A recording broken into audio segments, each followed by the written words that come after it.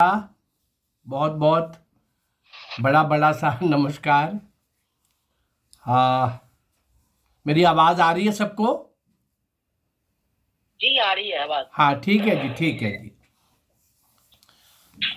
भारतीय स्वतंत्रता संग्राम का वैसे तो इतिहास 800 हजार साल का मैं देने जा रहा हूँ, पर अभी मैंने 190 वर्ष का कालखंड लिया है। और उसी कालखंड के बीच के उन महान क्रांतिवीरों को, उन मौन तपस्वियों को, कमाल के शौर्य और वीरता के प्रतीकों को, शिखर पर बैठे हुए लोगों को आप लोगों के सामने YouTube चैनल के माध्यम से मैं रखने की कोशिश कर रहा हूं। और आपके सामने भी लगभग प्रत्येक मंगलवार में उसी में से कुछ लोग, अभी तक तो मेरी ये कोशिश थी कि जो मैं आपको दे रहा हूं वो YouTube पे अभी नहीं दिया। आज एक नई कोशिश करने लगा हूं कि जिस दिन मैं नई YouTube की बना पाऊँ उस दिन आज की रिकॉर्डिंग में रखूं और उस दिन मैं YouTube पे इसको चढ़ा दूं। चलिए देखते हैं क्या होता है। फिलहाल हम अपने उस राह पर चलते हैं जहां पर हमने चलना शुरू किया है कुछ देर से। आ, जिन महान क्रांतिवीरों ने अपना सर्वस्व न्यौछावर किया, उसी पंक्ति के साथ और जुड़ने वाले लोग, उस पंक्ति को और लंबा करने वाले महान क्रांतिवीर जिनकी आज हम चर्चा करेंगे, करम सिंह, उदय सिंह, महेंद्र सिंह, बिशन सिंह। ये चारों क्रांतिवीर किस प्रकार से, क्या क्या करते हुए, क्या क्या शौर्य और वीरता का नया पृष्ठ लिखते हुए, किस तरह का ये इतिहास के अंदर अपना स्वर्णिम स्थान सुरक्षित कर गए। पंजाब के ये चार क्रांतिकारी उस दिन अर्थात 1 सितंबर 1923 को कपूरथला राज्य, आजकल एक जिला है वो, कपूरथला स्टेट रही है पंजाब में जलंधर के पास, उस राज्य के बोमेली गांव को छोड़कर बाहर निकले ये चार क्रांतिकारी, तो उन्हें पुलिस की सरगर्मी दिखाई दी। रात उन्होंने बोमेली गांव में ही बिताई थी और चारों ने ब्रिटिश हुकूमत के विरुद्ध दृढ़ता के साथ आवाज बुलंद की थी। करम सिंह ने शहीदों के संबंध में दर्द भरा एक गीत गाया था रात को।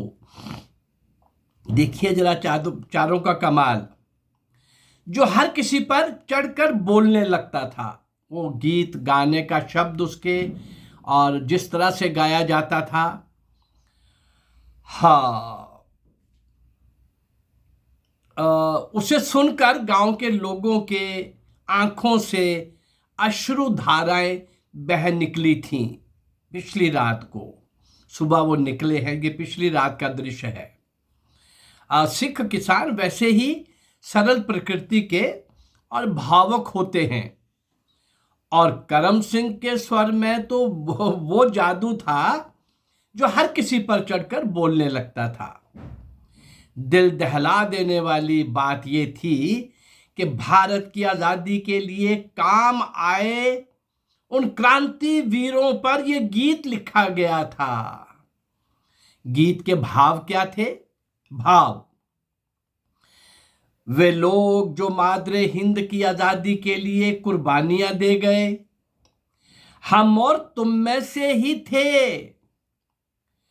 वे भी अपने बचपन में अपने पिताओं के बाजुओं के झूलों में झूले होंगे, अपनी माताओं के सीनों से चिपक कर मीठी मीठी नींद सोए होंगे। वे अपनी मातृभूमि की पीड़ा को सहन नहीं कर सके और उसकी आजादी के लिए दुश्मन से टकरा गए, जूझ गए।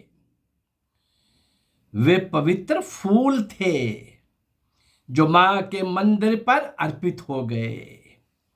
अगर हम अपने आप को उसी माता के पुत्र होने का दावा करते हैं जिसके वे थे, तो हमें भी बलिदान का पथ अपनाना होगा और अपनी रक्तांजलि देनी होगी।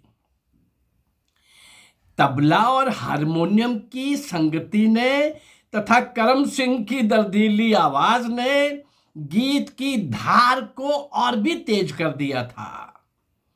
उसने सीधे लोगों के कलेजों पर, दिलों पर चोट की थी। गीत से निर्मित हुए वातावरण का पूरा लाभ उठाया उदय सिंह ने, दूसरे साथी ने। कैसे लाभ उठाया?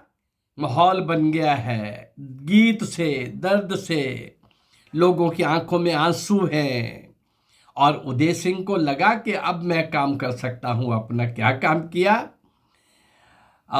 उदय सिंह ने ये लाभ उठाया कि जिन्होंने लोगों की भावनाओं को कुरेदते हुए ओजस्वी वाणी में उन्हें संबोधित किया, लोगों को। गीत हो गया और संबोधन देखिए जरा। ब्रिटिश हुकूमत के जुल्मों को बर्दाश्त करना अब हमारे बस की बात नहीं। ये जुल्मों स्तंभ वे ही लोग बर्दाश्त कर सकते हैं जो अपने गौरव खो चुके हों या जिनका खून पानी हो गया हो।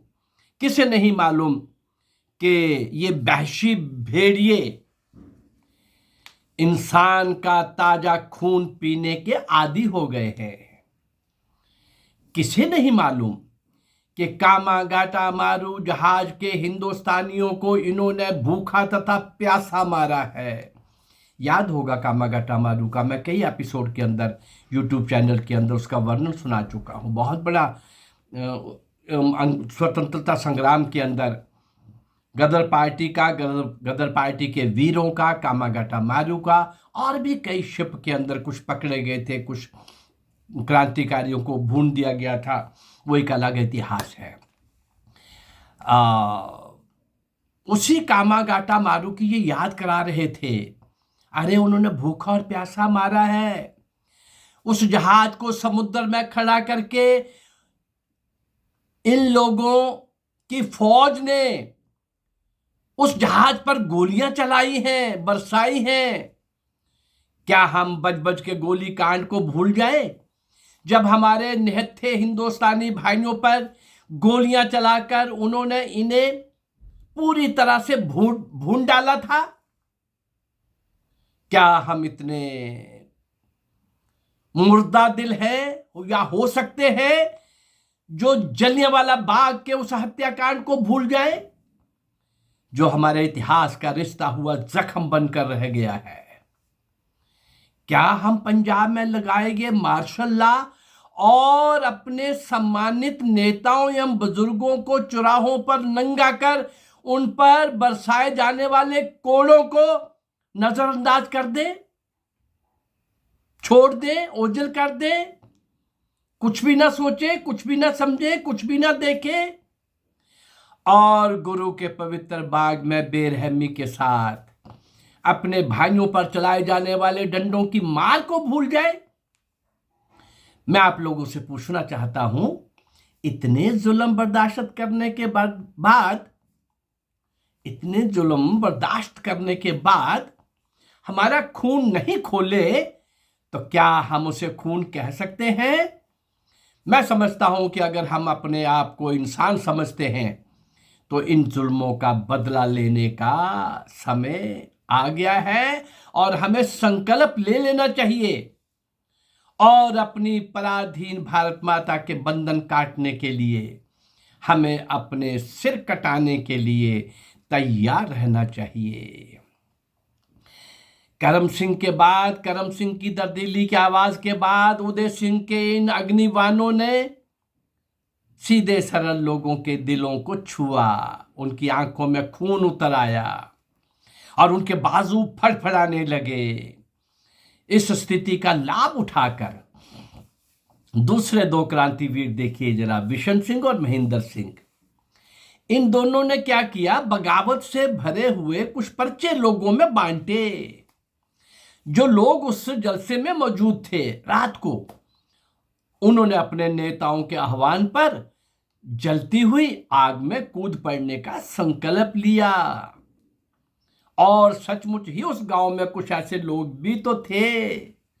अब वो एक काला पृष्ठ भी तो मैं हर बार रखता हूं आप लोगों के सामने।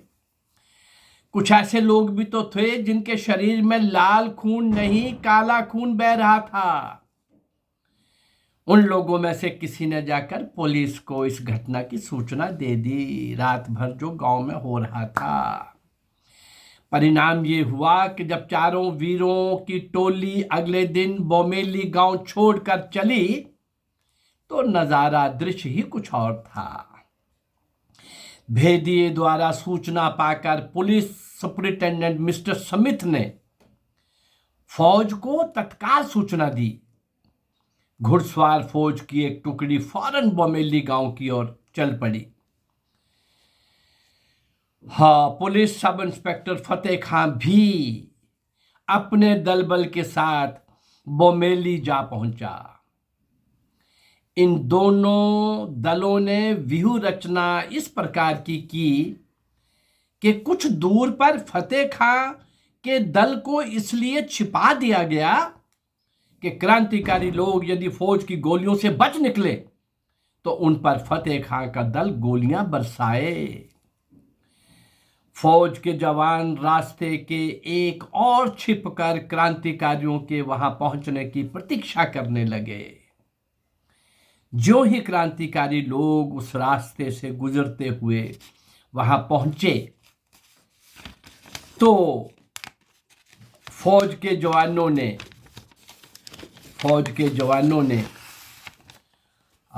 गोलियों की वर्षा कर दी।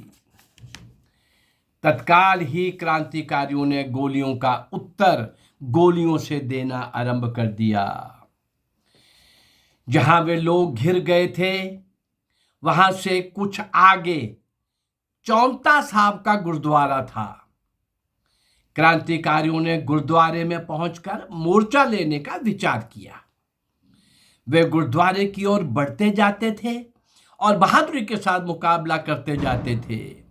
अभी तक सब इंस्पेक्टर फतेह खां के आदमी गोलियां नहीं चला रहे थे। अब उन लोगों ने भी अपनी बंदूकों के मुंह खोल दिए। एक और तो सुसज्जित एवं प्रशिक्षित फौज तथा पुलिस के सैकड़ों आदमी, और दूसरी ओर मामूली हथियारों से युक्त 4 क्रांतिकारी। वे भला कब तक मुकाबला कर सकते थे? परिणाम ये हुआ कि कुछ देर युद्ध करने के पश्चात क्रांतिकारियों को ये लगने लगा कि हम में से बचकर तो कोई जा नहीं सकता, इसलिए खुलकर युद्ध किया जाए। पीछे हटते हुए वे उस नाले के समीप पहुंच गए, निकट, जो गुरुद्वारे को घेर कर बह रहा था। वो नाला उस गुरुद्वारे के आगे पीछे से निकल रहा था। क्रांतिकारी नाले के पानी में खड़े होकर युद्ध करने लगे। कुछ देर युद्ध करने के पश्चात उदय सिंह और महेंद्र सिंह गोलियां खाकर वहीं पानी में गिर गए। उदय सिंह और महेंद्र सिंह।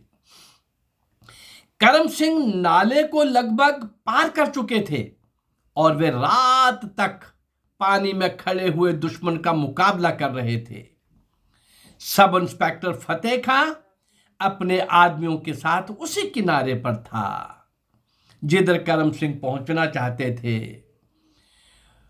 उसने ललकार कर करम सिंह से कहा, आत्मसमर्पण कर दो।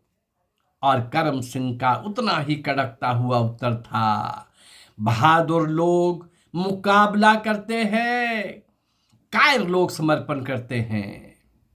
दोनों ओर से दनादन गोलियां चलती रहीं और आखिर करम सिंह भी गोली खाकर पानी में गिर पड़े।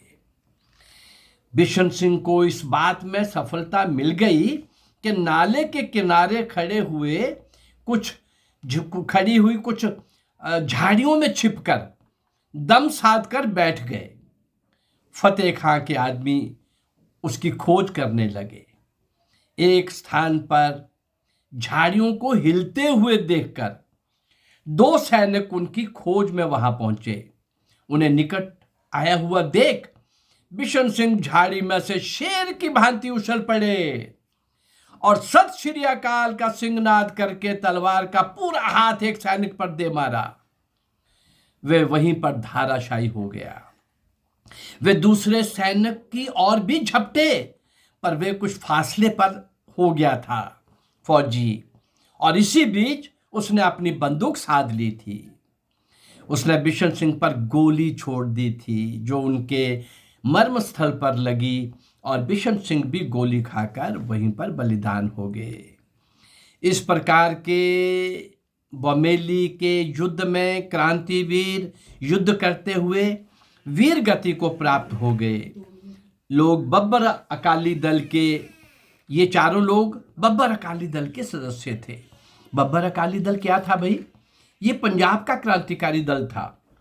जिस प्रकार से गदर पार्टी अमेरिका, कनाडा और सारी दुनिया के जागरूक भारतीयों ने, क्रांतिवीरों ने अपनी संपन्नता भी पूरी झोंक दी थी, शरीर झोंक दिए थे, भारत माँ को स्वतंत्र कराने के लिए चल पड़े थे शिप के शिप भर करके। ऐसे ही भाई पंजाब के अंदर पंजाब का एक क्रांतिकारी दल बना था और उसका नाम था बब्बर अकाली दल। ये क्या करता था? गांव में घूम घूम कर अंग्रेजों के विरुद्ध विद्रोह का सृजन कर रहा था, प्रचार कर रहा था। ये दल खड़ा किया था किशन सिंह गड़गज ने और उनके साथी धन्ना सिंह ने, पर शीघ्र ही उसका विस्तार होने लगा और क्रांतिकारी विचारों के देशभक्त लोग उसमें सम्मिलित होकर दल का बल बढ़ाने लगे।